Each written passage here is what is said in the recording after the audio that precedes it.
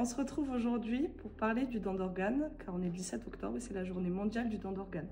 Donc il faut se positionner, il faut en parler autour de soi, dire s'il en est donneur ou pas, et si on ne l'est pas, s'inscrire sur la liste de refus. Ça a commencé par des maux de tête et une grande fatigue. J'avais 16 ans, donc je ne me suis pas trop posé de questions, on était en hiver. Je pensais que je faisais un petit pic de puberté. Et puis ça a persisté, donc au bout d'un moment, il a fallu voir un médecin. Et là, tout est allé très vite.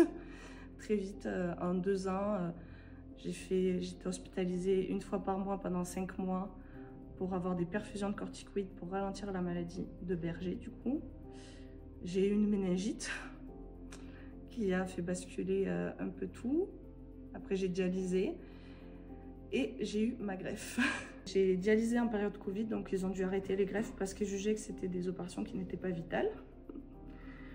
Donc là, il y a eu un gros problème, c'est-à-dire que les gens se rajoutaient sur la liste et personne n'en sortait. Donc le temps d'attente a rallongé lui aussi. Un jour, j'ai vu mon urologue à Toulouse qui m'a dit que je devais attendre entre 9 et 11 ans pour avoir un greffon. À 18 ans, c'est un sacré choc quand même. Mais je ne sais pas pourquoi, j'y ai pas cru. Je sentais ma bonne étoile au-dessus de moi et j'ai bien eu raison. Puisqu'un jour de septembre 2020, je dialysais et j'ai le médecin qui s'occupait de la dialyse qui rentre au téléphone et qui dit il lui reste 3h30 de dialyse et il repart. Alors moi je suis vexée parce qu'il m'a pas dit bonjour et il rentre dans ma chambre où je dialysais avec toute l'équipe de dialyse, donc des infirmières, les aides-soignantes, et ils me disent on a un truc à te dire. Alors moi je me dis bon, les résultats sont pas bons, il va falloir que je rajoute des dialyses. Ils me disent non, c'est pas ça. Je me dis, j'ai un cancer, une tumeur, ils ont trouvé un truc dans le sang, vraiment ça va pas du tout, une contre-indication à la greffe, un truc de fou. Ils me disent mais non, c'est pas ça, devine. Et je dis ben je sais pas. Et ils me disent ben, tu viens d'être appelé pour la greffe, donc le choc.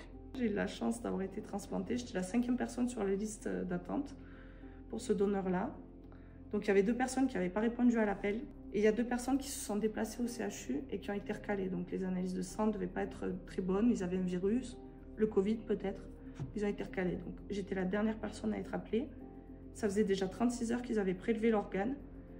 Donc c'était soit on me greffait, soit on greffait personne parce que ça faisait trop longtemps qu'il avait été prélevé. J'ai eu une chance folle ce jour-là. C'est-à-dire on n'arrive jamais à la 5e personne sur la liste d'attente. C'est rarissime. Je vis comme n'importe qui. J'ai juste un traitement très lourd. Je dois prendre 15 cachets par jour. Mais après, c'est ma normalité à moi, c'est-à-dire que je m'y suis fait. Ça fait 5 ans, donc j'ai l'habitude.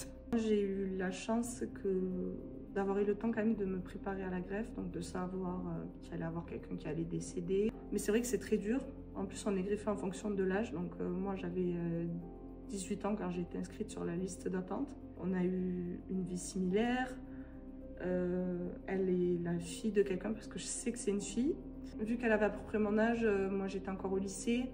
Je me dis est-ce qu'elle a eu son bac? Enfin, on se pose tout un tas de questions. J'y pense très souvent, c'est très dur. Voilà, on sait qu'il y a une famille qui pleure cette personne-là. Dans les fêtes de Noël, on se dit qu'il y a une famille quelque part à qui il manque quelqu'un.